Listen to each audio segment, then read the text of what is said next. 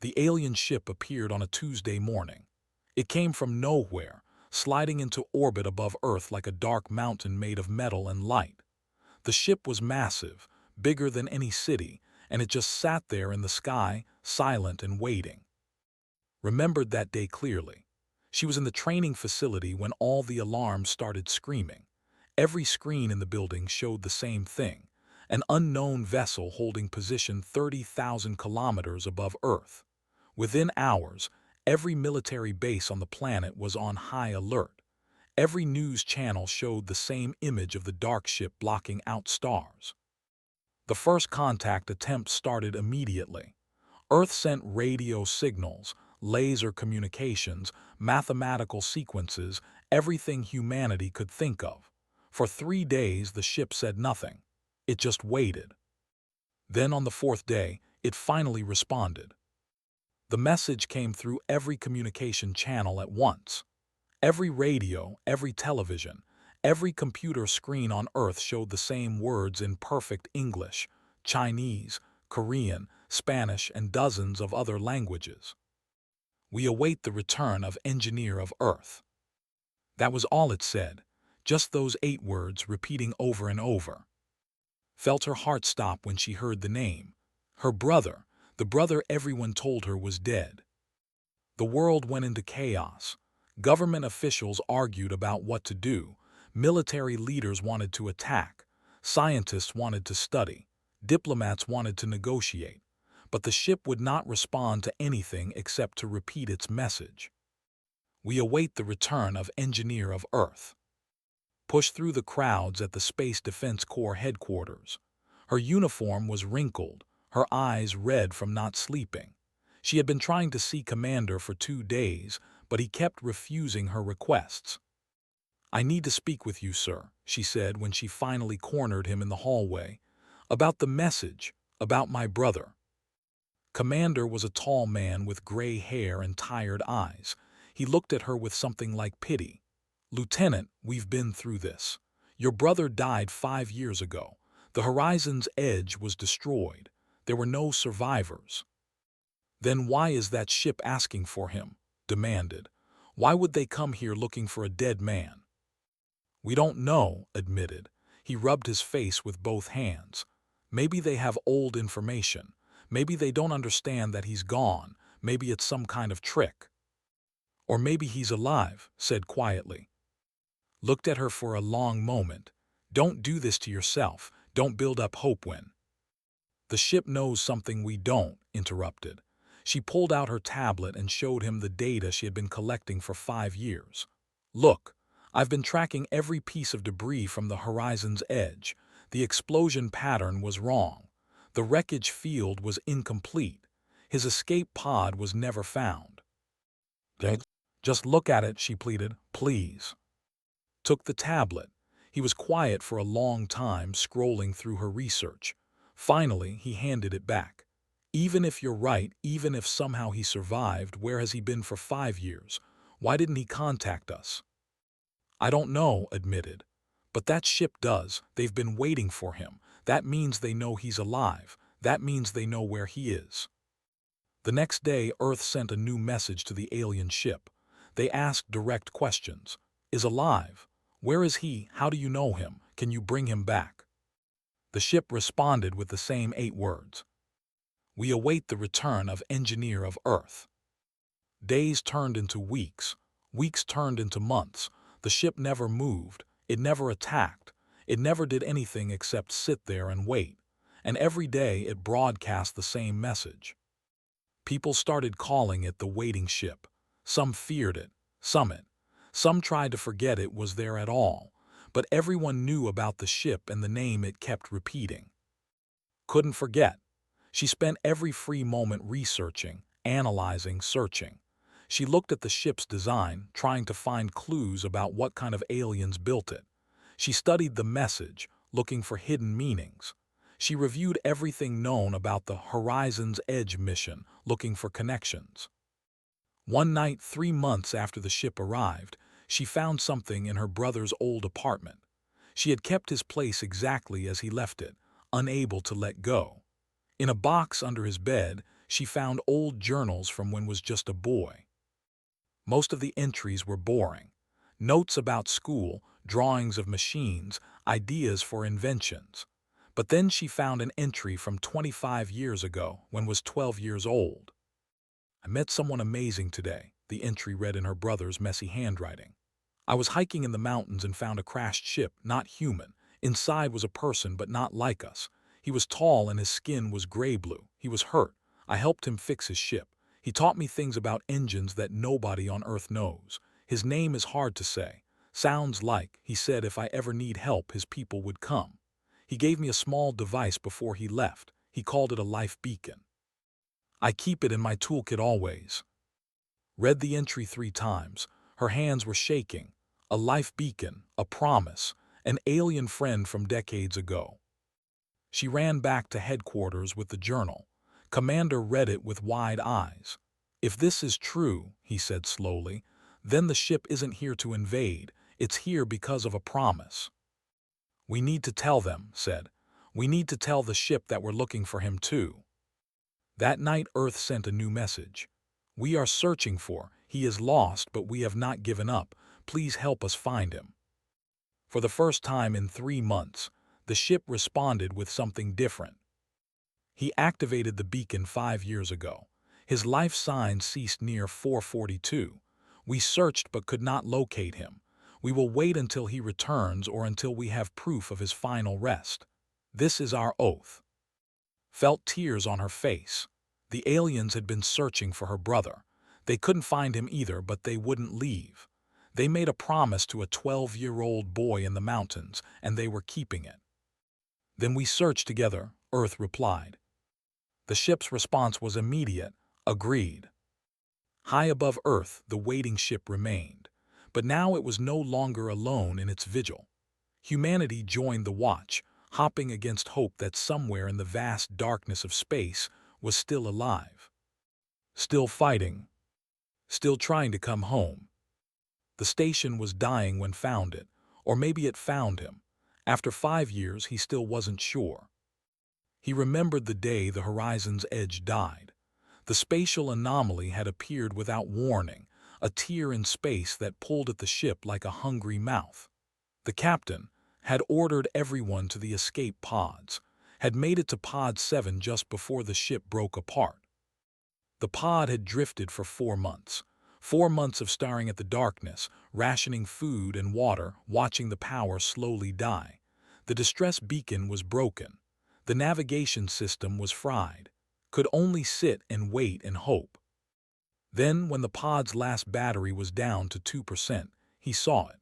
A structure floating in the void, massive and ancient, orbiting a star that was bleeding away its last light. The pod's dying thrusters gave him just enough push to change course. He crashed into the station's docking bay hard enough to crack 3 ribs. That was 5 years ago. Now the station was home. Walked through the main corridor, his footsteps echoing on metal floors that no one had walked on for maybe a million years. The station was huge, easily 5 kilometers across, built in a spiral pattern that reminded him of a seashell. Most of it was dark and dead, but the core sections still had power. Barely. He had learned to read the symbols on the walls during his first year. The station builders called themselves the architects. They were long gone now, but they had left everything behind. Their technology, their knowledge, their tools. And somehow, incredibly, it was all designed for people like him. "Good morning," said to the empty corridor. He talked to himself a lot these days. It helped him feel less alone. "Let's see what we can fix today." He made his way to what he called the learning room. It was filled with devices that projected holograms directly into his brain. The first time he used one, it gave him a headache that lasted 3 days. Now he used them every day. The holograms taught him things. Engineering principles that Earth wouldn't discover for centuries. Mathematics that bent his mind. Physics that broke all the rules he thought he knew. The architects had been masters of technology, and they had left lessons for whoever found their stations. But here was the strange part. The lessons only worked for humans. had found that out by accident. The station's computer had records of other species trying to use the archive. Their brains couldn't process the information correctly. The neural patterns were wrong. The way they thought was different. But human brains were compatible, almost perfectly compatible. Like the architects had designed everything specifically for humans, even though humans didn't exist when the architects were alive. It made no sense, but had stopped questioning it. He just learned. Today's lesson was about advanced power generation. Sat in the learning chair and activated the device. Information flooded into his mind. Formulas, designs, concepts. His hands moved on their own, drawing diagrams in the holographic interface. 3 hours later, he opened his eyes. His head hurt, but in a good way. The kind of hurt that came from understanding something new. "Okay," he said to the empty room. "I think I can build that." He spent the rest of the day in his workshop. He had built it himself from salvaged parts and architect technology. Tools hung on every wall. Half-finished projects covered every table. In the center was his greatest achievement, a new arm. His left arm had been crushed in the pod crash. For 6 months, he had managed with one arm while he learned enough to build a replacement. The new arm was part machine, part architect technology, and part desperate improvisation. It worked better than his original arm, stronger, faster, more precise. That had been 4 years ago. Since then, he had upgraded other parts of himself. His eyes could see into infrared and ultraviolet. His lungs filtered toxins. His bones were reinforced with architect alloys. He hadn't wanted to become part machine, but survival had required it. Now he was building something bigger, something that would take him home. The ship was small, barely large enough for one person. He had been working on it for 2 years, using every scrap of material he could find. The hull was architect metal. The engine was based on their faster-than-light designs. The navigation computer was built from the station systems. It wouldn't be comfortable, it probably wouldn't be safe, but it would fly. "Just need to finish the power core," muttered, crawling under the ship's belly, "and fix the life support, and test the FTL drive, and pray that it doesn't explode." He worked until his body demanded sleep. Then he climbed into his small living space, a room he had sealed and pressurized near the station's core. He had made it as comfortable as possible. A bed, a small kitchen, pictures of Earth on the walls, pictures of his family, He wondered if they thought he was dead. They probably did. 5 years was a long time. The beacon he had activated when the horizon's edge died would have sent a signal, but that didn't mean anyone received it. Space was big. Signals got lost. But he had to try to get home, had to let them know he survived, had to share what he had learned. The architect's knowledge was too important to die with him on the station. 3 months later, finally finished the ship. He stood in the docking bay looking at his creation. It was ugly, cobbled together from a dozen different sources, but the engines hummed with power. The systems all showed green. It would fly. He spent a week loading supplies, food paced from the station's ancient synthesizers, water, spare parts, data modules containing everything he had learned. He couldn't take all the architect knowledge with him, but he could take enough. On the last day, he sat in the ship's cockpit and programmed the navigation computer. Earth was impossibly far away.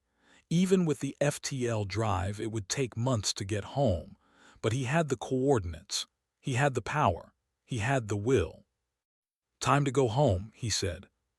He activated the long-range communications system he had built. It was crude, but it might work. He recorded a simple message. "This is, if anyone can hear this, I'm alive. I survived the Horizon's Edge disaster. I'm at the following coordinates. I'm coming home. I'm coming home." He sent the message and waited. The station had no way to know if anyone received it, but somewhere, maybe someone was listening. The ship's engines powered up. Took one last look at the station that had been his prison and his school for 5 years. Then he engaged the thrusters. The ship lifted off smoothly, gliding out of the docking bay and into open space. The dying star cast red light across his cockpit windows.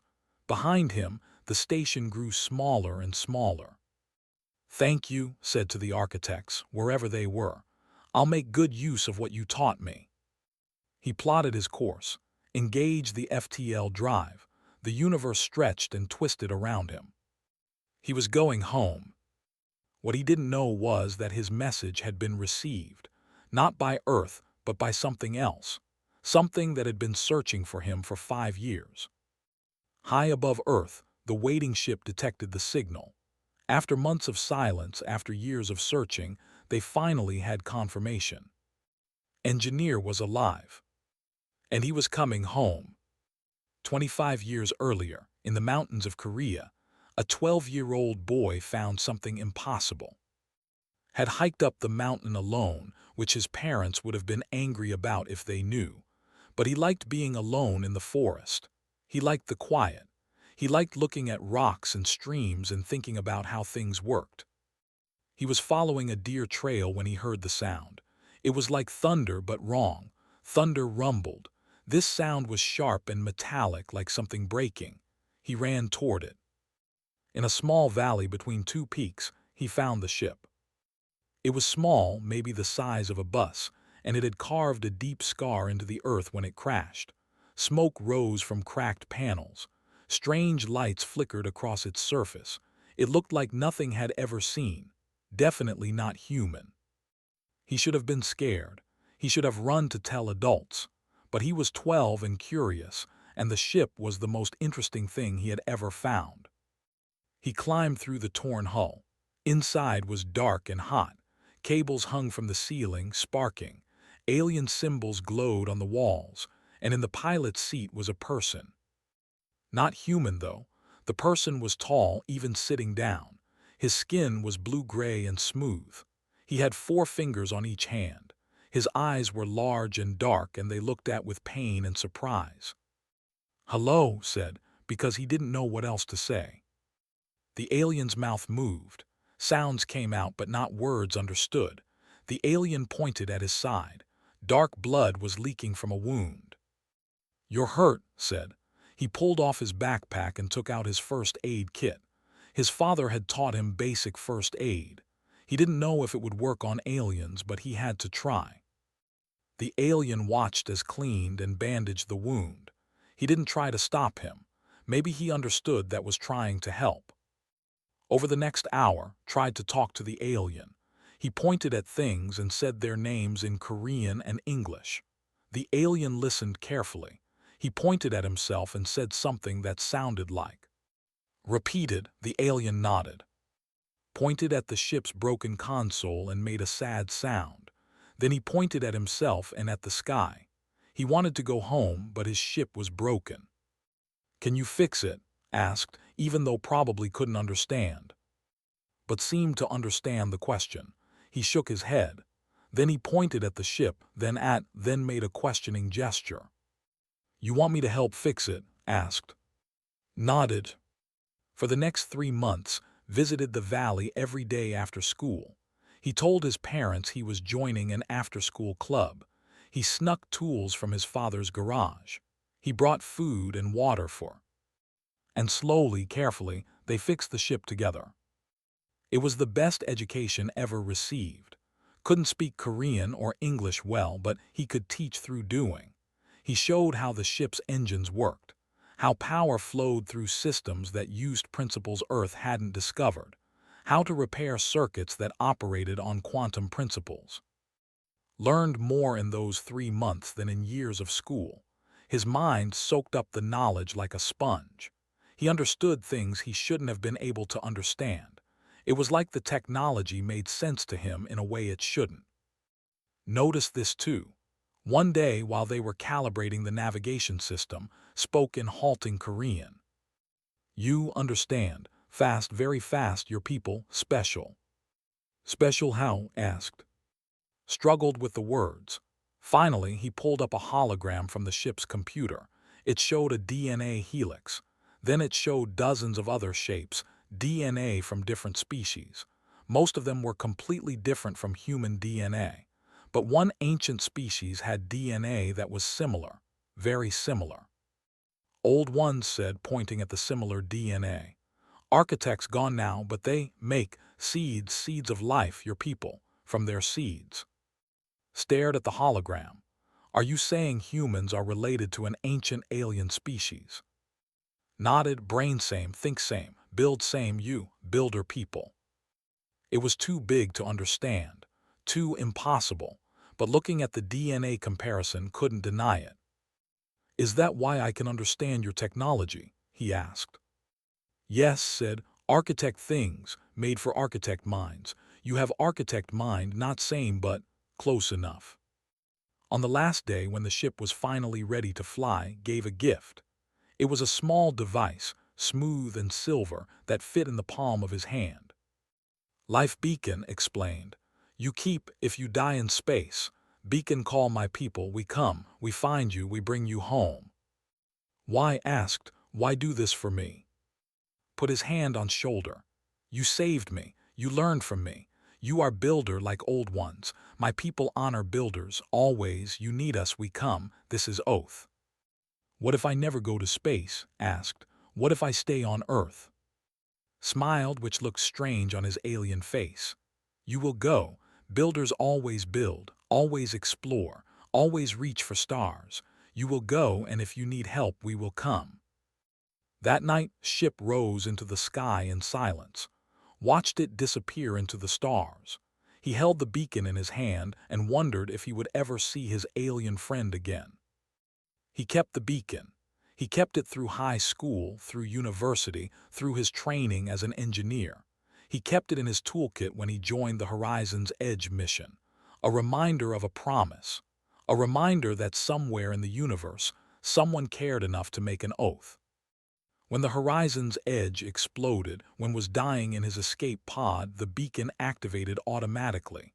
It sent out a signal across the stars, a signal that said, Builder in danger. Builder needs help. And far away received the signal. He was old now, captain of his own ship, but he remembered the 12-year-old boy who saved him in the mountains. He remembered his oath. Within days, and his crew reached the coordinates where the signal originated, but they found only wreckage.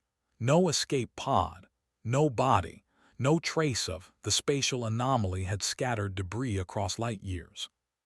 Searched for months. His crew searched, but space was vast and the debris field was massive. They couldn't find him. He might have survived, said to his second-in-command, a young officer named. The beacon activated, but that doesn't mean he died. It means he was in danger. Captain, it's been months, said gently. If he survived, where is he? I don't know, admitted, but I made an oath. We wait until we know for certain. Wait where? Looked at the star charts. He found Earth, the blue planet where he had crashed so long ago, where a boy had saved his life, where his family would be. We go to his home world, said. We wait there. If he is alive, he will try to return home, and we will be there when he does. The ship set course for Earth. When they arrived and governments demanded to know why they came, gave them a simple truth. We await the return of engineer of Earth. And they waited. Days became weeks. Weeks became months. His crew never questioned the decision. In their culture, an oath to a builder was sacred. They would wait as long as necessary. They would wait until came home. The FTL drive failed 3 weeks into his journey home. One moment he was sliding through folded space, watching stars streak past. The next moment, alarms were screaming and his ship was tumbling back into normal space. Sparks flew from the control panel. The main engine was making a grinding sound that no engine should ever make. No, no, no, muttered, fighting with the controls. He managed to stabilize the ship, but the damage was done. The FTL drive was dead. Maybe he could repair it, but that would take weeks. Weeks he didn't have. His food supplies were running low. The life support system was straining. And according to his navigation computer, he was still months away from Earth at speed. Then the scanner picked up something. A planet. Not Earth, but a planet with an atmosphere and a human settlement. One of the frontier colonies, barely marked on his old star charts. A place called Station. Better than dying in space, said. He aimed his crippled ship toward the planet. He made it through the atmosphere before the second engine failed. The ship crashed into a junkyard on the outskirts of the colony, skidding through piles of scrap metal before finally stopping against a broken freighter. Climbed out of the wreckage, his body hurt everywhere. His cybernetic arm was sparking, but he was alive. You picked a terrible place to park, a voice said behind him. He turned to find a woman pointing a plasma cutter at him. She was maybe 30 years old, wearing a grease-stained jumpsuit and work gloves. Her black hair was tied back in a practical ponytail. She looked at him with a mix of suspicion and annoyance. Sorry, said, raising his hands. I didn't mean to crash into your junkyard. This isn't a junkyard, it's a salvage facility, the woman corrected. And that ship of yours is the weirdest thing I've ever seen. What is it? Some kind of experimental design? Something like that, said. Look, I need repairs, I can pay, I have. Hold on, the woman interrupted. She was staring at his arm, at the exposed circuits and alien technology. What happened to you? That's not standard medical augmentation. It's a long story. I've got time. She lowered the plasma cutter slightly but kept it ready. Names, I run this salvage operation, and you are. His eyes widened, as in the guy that alien ship is waiting for back at Earth, that. You've heard about that. Everyone's heard about that, said. The whole galaxy is talking about the mysterious ship waiting for one human. Some people think it's a hoax, others think it's an invasion. Nobody knows what to think. It's not a hoax, said. And it's not an invasion, they're friends, I just need to get home to. The scanner on his ship started beeping urgently, ran back to check it, following close behind. The display showed 3 ships entering orbit, big ships, warships. Those aren't human, said quietly. No, agreed, her face pale. Those are Dominion vessels. What did you do to make them angry? I existed, said. They've been hunting me since I left the architect station. They want the knowledge I carry. The what? Before could answer, his communicator crackled to life. A harsh voice spoke in accented English. Human designated, you carry stolen knowledge of the architects. Surrender yourself and the data immediately. Refuse, and we will destroy the colony. Grab's arm. They're bluffing, they wouldn't really. They would, said. The architect knowledge is worth more than 1 colony to them, worth more than 1,000 colonies. The voice continued, you have 1 hour to comply. Ran to her workshop and started throwing things into a bag. Okay, new plan. We run. I've got a ship that actually works. We can be off this planet before they. They'll destroy the colony anyway, said. Even if I leave. They can't risk me already sharing the information with others. So what do we do?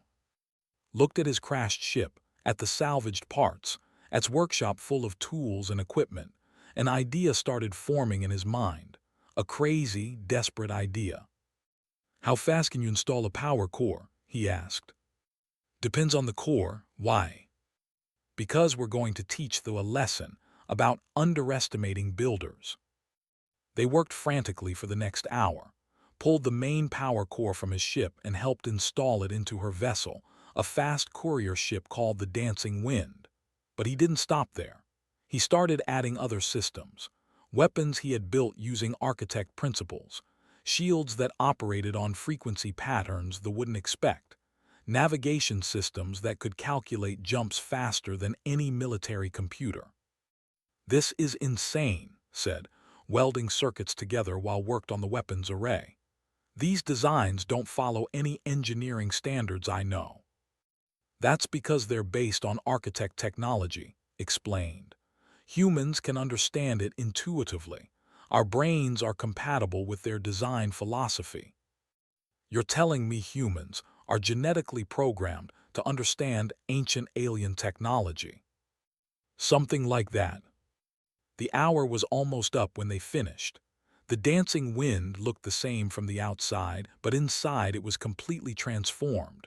More powerful, more dangerous, more alive. "They're launching drop ships," said, checking her scanner. "Heading for the colony." "Get us airborne," said, strapping into the co-pilot seat.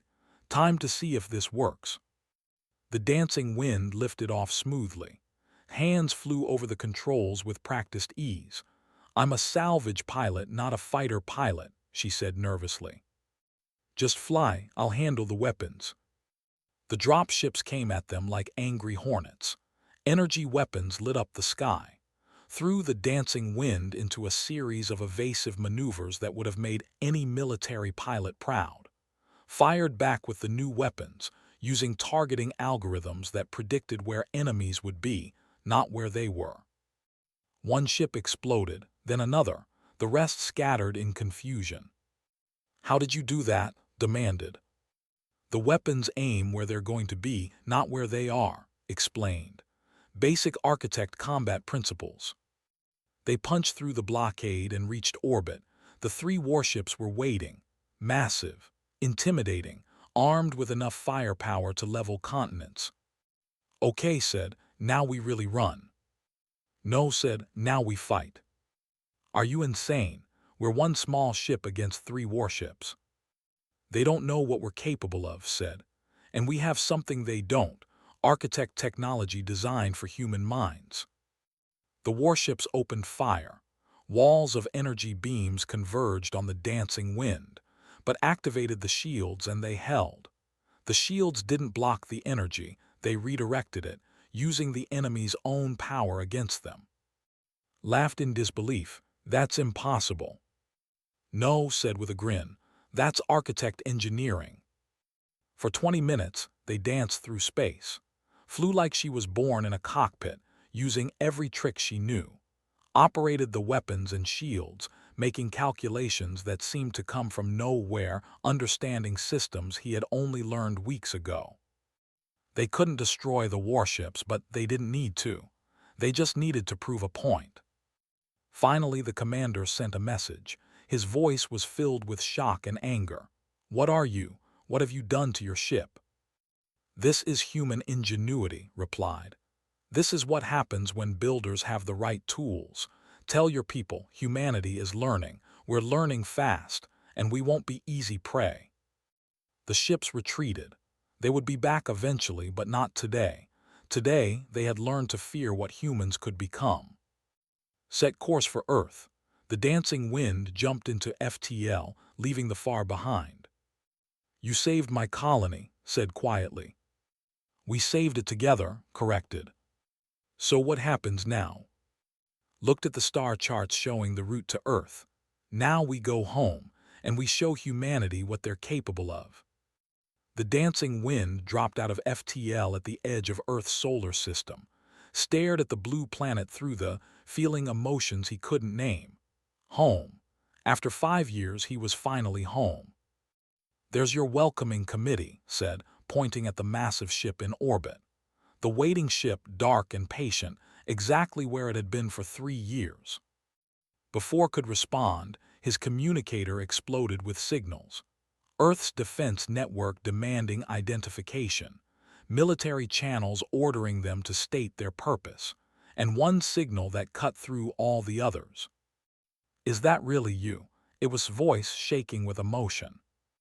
"It's me," said, his own voice breaking. "I'm home, I'm finally home." "Thank God," whispered. Then her voice became urgent. "Brother, we have a problem. There's a fleet behind you, Dominion, at least 20 warships. They jumped into the system right after you." Checked his rear scanners and cursed. They had followed them, and they brought friends. The commander's voice boomed across all channels. "Attention, Earth. The human designated carries stolen architect knowledge. Surrender him to us, or we will take him by force. You have 30 minutes to comply."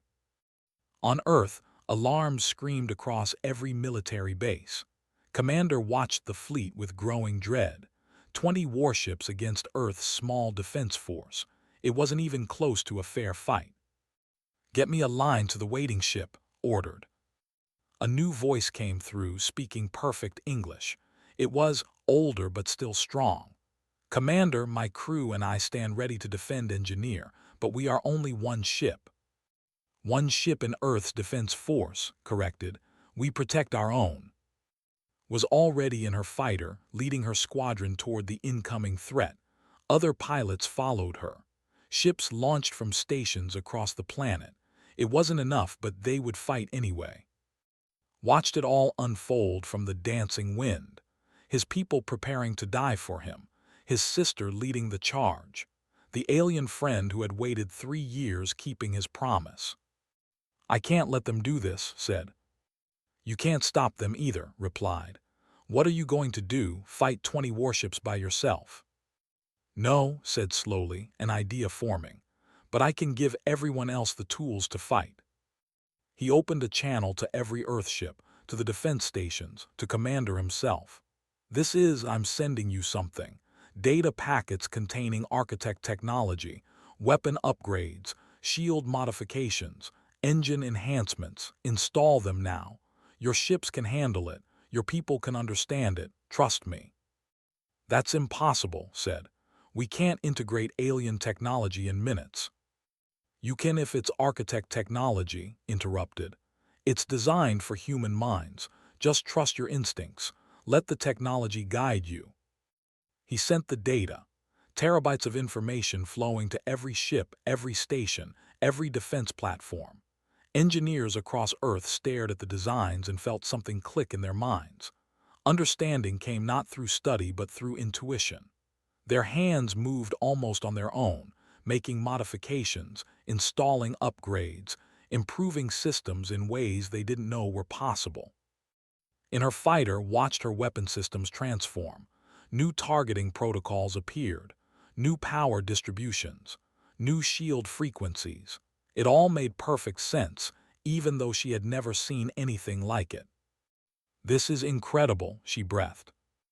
On the defense stations, Chief Engineer laughed in amazement as his team installed architect power cores in record time. "The designs just feel right," he said to his crew. "Like we were always meant to use them." They watched in confusion as Earth's primitive ships suddenly began glowing with new energy signatures, as their weapons upgraded in real time, as their shields strengthened using principles they didn't understand. "What are they doing?" the commander demanded. "This is impossible." "You're facing builders now," replied calmly. "Descendants of the architects, and we learn fast." The fleet attacked, 20 warships unleashing devastation on Earth's defenders. But the defenders fought back with technology that shouldn't exist, with upgrades installed in minutes, with an understanding of architect principles that came from somewhere deep in their genetic memory. Squadron tore through fighters. Their improved weapons fired with impossible accuracy. Their shields absorbed hits that should have destroyed them. They moved like they had been flying architect-enhanced ships their whole lives. The waiting ship, now fighting alongside Earth forces, coordinated perfectly with human vessels, had tears in his eyes as he watched humans wield architect technology with natural grace. "Just like the old ones," he whispered. "They fight like the old ones." The battle raged for an hour. Earth's forces couldn't destroy the fleet, but they didn't need to. They just needed to prove they wouldn't break. Finally, bloodied and shocked, the commander sent a retreat signal. His ships limped away into FTL, leaving Earth victorious. The celebration was deafening. Every channel filled with cheering voices. Every screen showed images of victory. Humanity had faced a superior force and won, not through brute strength but through adaptation and understanding. Brought the dancing wind to dock with the waiting ship. As he walked through the airlock, he saw waiting for him. The alien was older now, his gray-blue skin marked with age, but his eyes were the same. "You kept your promise," said. "As did you," replied. "You became the builder I always knew you would be." They embraced, an old friend reuniting with another. Then the airlock opened again and rushed through. She collided with, holding him so tight he could barely breathe. "You're alive," she kept saying. "You're really alive." "I'm home," said. "I'm finally home." In the days that followed, Earth changed. Shared the architect knowledge carefully, explaining not just the technology but the philosophy behind it. He taught engineers the principles he had learned. He showed scientists how architect mathematics worked.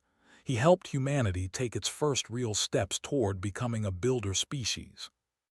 Commander offered him any position he wanted: Chief Engineer of Earth's Defense Corps, lead scientist of the new Architect Research Division, anything. But chose something else. He chose to teach. He opened an academy where humans could learn to work with architect technology, where they could discover the builder potential within themselves. Joined him, combining military strategy with architect principles. Became the lead instructor for engineering, teaching others the same intuitive understanding she had discovered in battle. And stayed for a while, sharing stories of the architects, explaining what he knew of humanity's connection to that ancient race. Before he left, he gave Earth a gift: coordinates to other architect stations scattered across the galaxy. "There is much to learn," said, "and you have only begun. But I believe humans will be the ones who finally fulfill the architect's purpose. You will be the builders they hoped for." On his last night, and stood on a mountain in Korea. The same mountain where they had met 25 years ago. The same place where a promise had been made. "Thank you for waiting," said. "Thank you for coming home," replied. "The architects chose well when they seeded your world. Humanity will do great things." The waiting ship departed the next day, returning to the stars. But it left behind a changed Earth, a humanity that understood its true potential, a species of builders ready to claim their inheritance. Stood at his academy, watching new students arrive, young engineers eager to learn, scientists ready to explore, builders preparing to create wonders. Stood beside him. "What do you think happens now?" she asked. Smiled. "Now we build, we explore, we reach for the stars just like the architects wanted, just like we were always meant to do." Above them, the stars shone bright with possibility, and somewhere among them, other architect stations waited, other knowledge to discover, other steps on the path the builders had laid out millions of years ago. Humanity had found its purpose, and they were only just beginning.